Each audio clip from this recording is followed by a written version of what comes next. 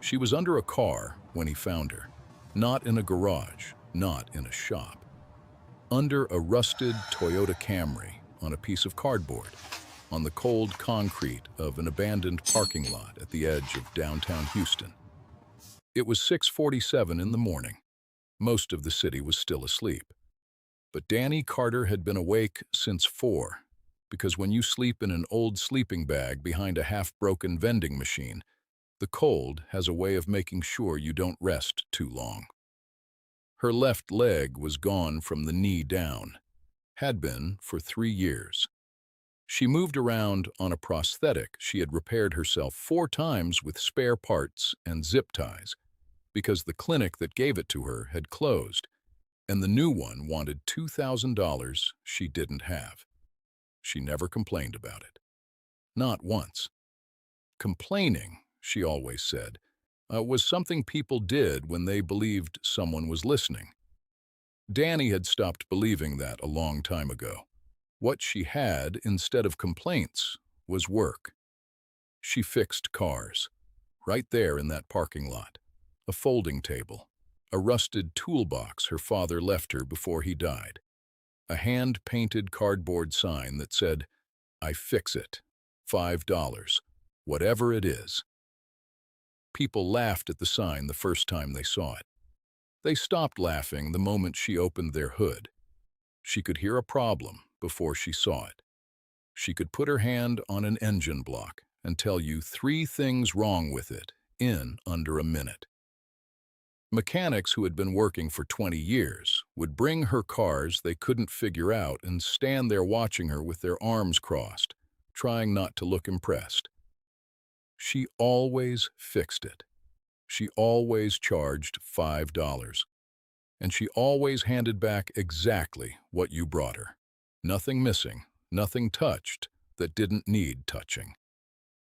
That morning, she was underneath the Camry belonging to Miss Irma, a 70-year-old woman who drove for a food delivery app because her pension wasn't enough. Miss Irma couldn't afford a real shop either. So she came to Danny. Everyone in that part of Houston did. That was when she heard it. The sound of something expensive coming to a stop. She didn't move right away. She just listened. The engine sound was wrong, too smooth to be troubled, too quiet to be a regular car. She slid out from under the Camry on her cardboard, looked up at the sky for 1 second, then turned her head toward the street. A black Bentley Continental was parked halfway on the curb, hazard lights blinking. The driver's door opened and a man stepped out. He was tall, dark blazer, no tie. The kind of face that belonged on a magazine cover except for the fact that he looked genuinely, completely lost. He looked at his phone, looked at the car, looked at his phone again. Then he looked across the lot and saw her sign. He walked over slowly, the way people do when they're not sure if something is real. He read the sign. He looked at Danny on the ground. He looked back at the sign. "Does that actually say $5?" he said. "It says what it says," Danny said. She sat up and wiped her hands on her work rag. "What's wrong with it?" "I don't know. It just stopped accelerating." The dashboard lit up like a Christmas tree. "Drive it over here." He blinked. "You want me to drive a Bentley into an abandoned parking lot at 7 in the morning. You want it fixed or not?" He drove it over.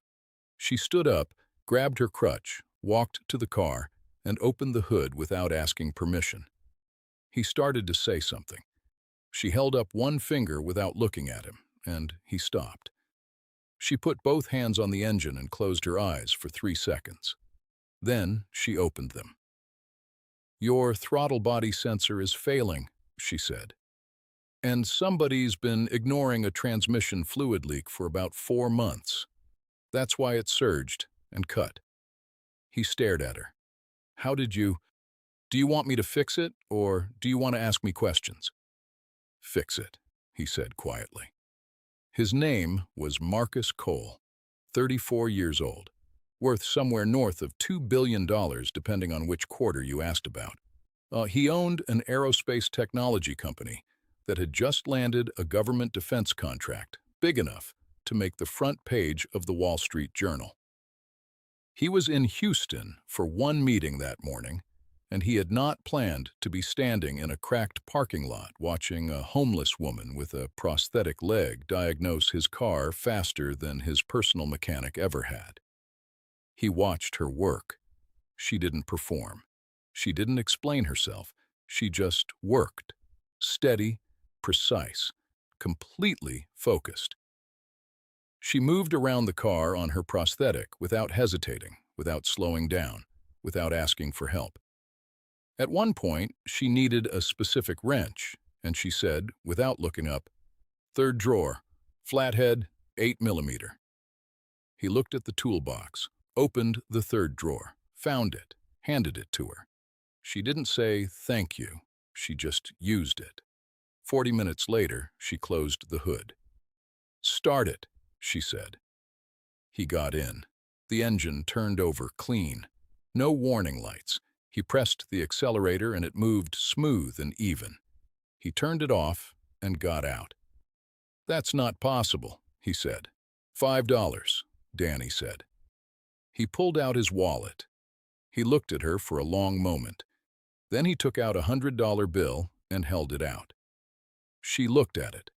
Then she looked at him. "I said $5. It's a Bentley. Come on." "I don't charge based on what you can afford. $5. He put the 100 back, found a 5. She took it, folded it, put it in her front pocket. He stood there. She was already walking back toward Miss Irma's Camry. "Wait," he said. She didn't stop. "What's your name?" She stopped, turned halfway. "Danny."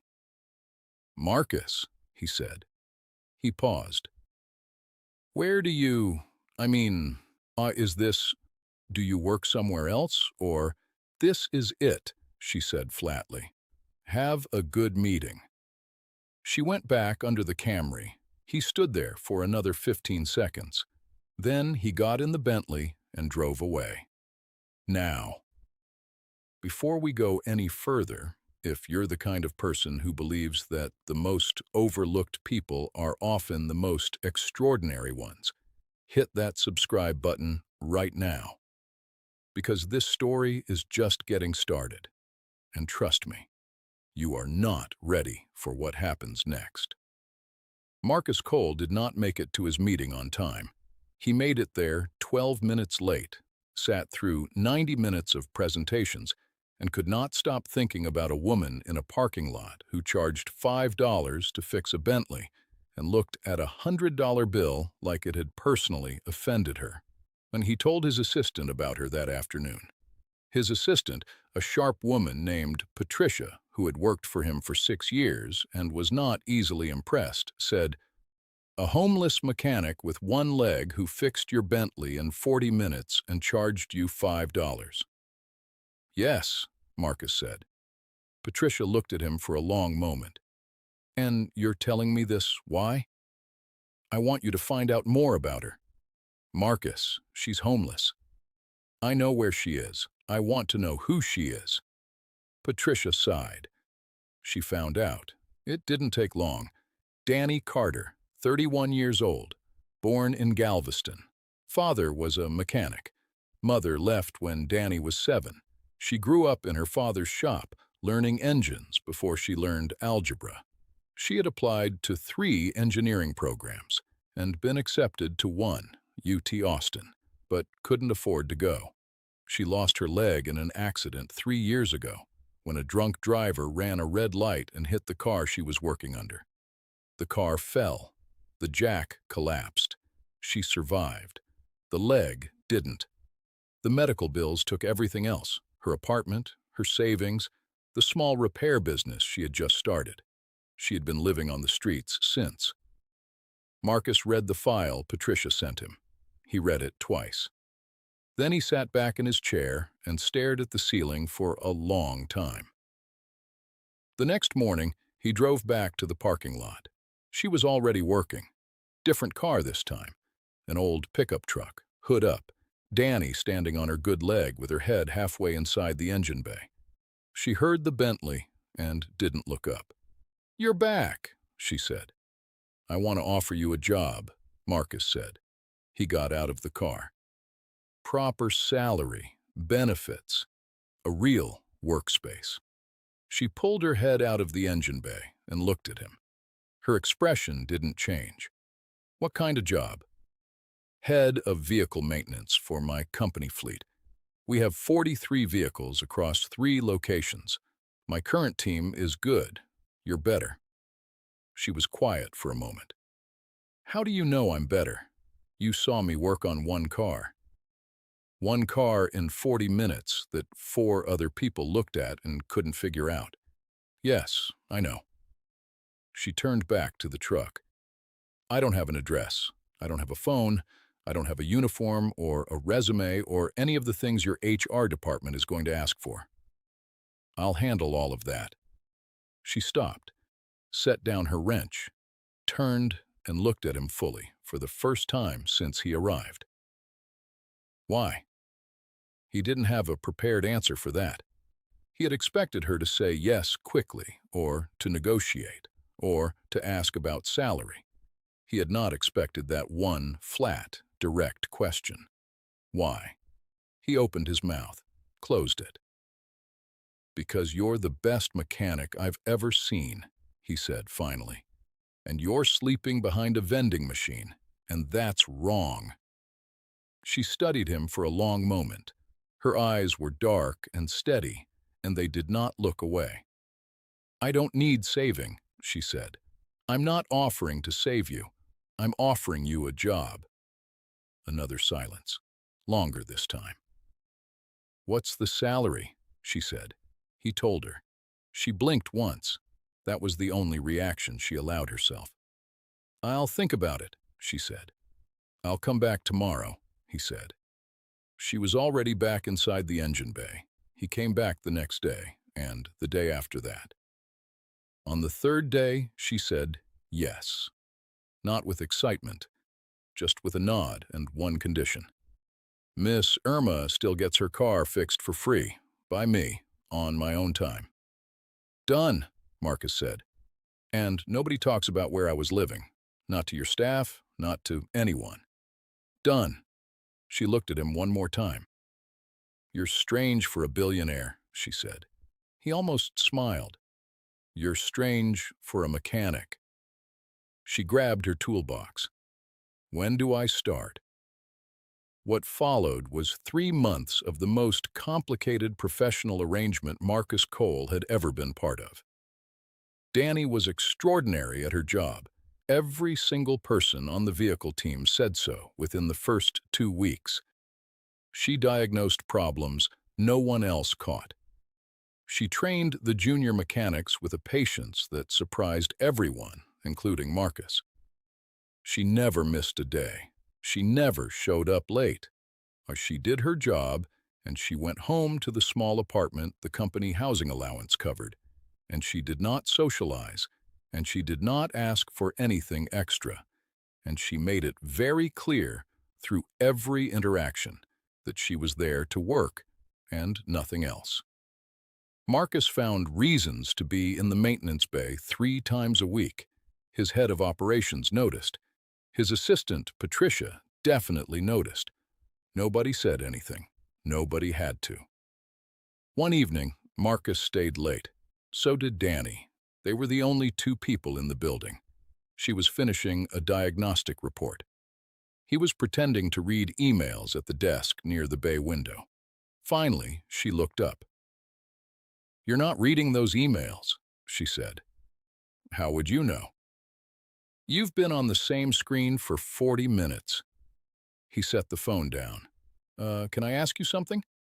"You're going to, whether I say yes or not." He almost laughed. "Does it bother you? What happened to your leg?" The bay went quiet. She set down her pen and looked at him with an expression he couldn't read. "Does it bother you that you're rich?" she said. He paused. "Sometimes, yes." "Then you already know the answer." He nodded slowly. What do you miss most? She was quiet for a moment. Really quiet. The kind of quiet that means someone is deciding whether to let you in. Running, she said finally. I used to run every morning, 5 miles, before the shop opened, before everything. She looked down at her prosthetic. I've thought about trying again with this thing. I just haven't yet. Why not? Because some things hurt more when you try and fail than when you just don't try. He looked at her, and she looked back, and something in that sentence landed between them and stayed there, heavy and honest and real. I know that feeling, he said quietly. She studied him. You, what have you ever failed at? My marriage, he said simply. 4 years. She left. Said I was always somewhere else in my head. Said she was tired of talking to a man who was always planning the next thing and never just present. He stopped. She wasn't wrong. Danny said nothing for a long moment. Then she said, That's the most honest thing I've heard a rich man say. I have my moments, he said. She almost smiled. It was the first time he had seen anything close to it. It lasted about 1 second, and then it was gone. But he caught it, and he held it in his memory the way you hold something fragile that you're afraid to drop. They talked for 2 more hours that night, about her father, about his mother, who had worked 2 jobs to keep him in school, about engines and what it felt like to fix something broken and hear it run clean, about Houston and what the city looked like at 4 a.m. when most of the world was asleep. When she finally stood to leave, she paused at the door. Marcus, she said. It was the first time she had used his first name. He looked up. Thank you, she said. For the job. Not the other stuff. Just the job. Just the job, he said. She left. He sat in that empty bay for 20 more minutes, alone with the smell of oil and metal and the specific silence of a room that feels different after someone leaves it. Over the next 4 weeks, things shifted. Slowly. Not in the dramatic way stories sometimes pretend. In the real way. Small moments, the small choices, the gradual lowering of walls that took years to build. She started answering when he asked how her day was, instead of shrugging. He started showing up to the bay without pretending he had a reason. She started saving him a cup of coffee on the mornings she made a pot. He started knowing exactly how she took hers. One morning he came in and she was sitting on the floor of the bay, prosthetic off, tools spread around her, trying to repair a crack in the inner socket that had been causing her pain for weeks. She looked up when he walked in, and for 1 second she looked caught, exposed, like he had seen something she hadn't planned to show. He sat down on the floor across from her without saying a word. He looked at the prosthetic. Can it be fixed? He said. I've fixed it before. With the right parts this time? She looked at him. What do you mean? I looked it up, he said carefully. The model you have. There's an upgraded socket that would fit it. Proper fit, no cracking. I had Patricia order one. He pulled a small box from behind him and set it in front of her. She stared at the box. She didn't move. Danny, he said gently, it's just a part. She looked up at him, and for the first time since he had known her, her eyes were full. You can't just, she started. It's just a part, he said again, softly. She pressed her lips together. She looked down at the box. She didn't say, thank you. She didn't have to. She picked it up with both hands and held it the way you hold something you didn't know you needed until it was right in front of you. They sat on that floor together for a long time, not talking, just present. 2 people in a quiet room, neither one somewhere else in their head. She ran her first mile 3 weeks later, called him when she finished. He answered on the first ring. "How did it feel?" he said. She was breathing hard. She laughed, a real one, surprised out of her, the kind she couldn't have planned. "Like the first time," she said. He smiled so wide, his assistant Patricia walked past his office, looked in, and immediately texted her friend. The day Marcus told her how he felt, it was raining. They were standing outside the bay under the overhang, watching the water come down. He said it plainly, the way he had learned to speak from watching her. No performance, no strategy, just words. "I don't want to be your boss anymore," he said. I want to be more than that. And I know that's complicated. And I know you're going to push back. But I'd rather say it and have you say no than keep pretending I feel something I don't." She was quiet for a long time. The rain came down. "I'm not easy," she said finally. "I know. I don't trust quickly. I know. And I am never charging more than $5. He laughed, full and real. "Danny." "What? Is that a yes?" She looked at him sideways. The almost smile came back. This time, it stayed. "It's a maybe," she said. "I'll take it." She shook her head, but she was smiling now. Actually smiling. And the rain kept coming down and neither of them moved, and the city hummed around them, and that was enough. That was everything. If this story moved something in you, if you believe that the most extraordinary people are often the ones the world overlooks, share this video right now. Someone in your life needs to hear this story today. And if you want more stories like this one, subscribe and hit the bell. Drop in the comments, what moment hit you the hardest? Was it the parking lot, the floor of the bay, or the first mile she ran? Tell me. I read every single one.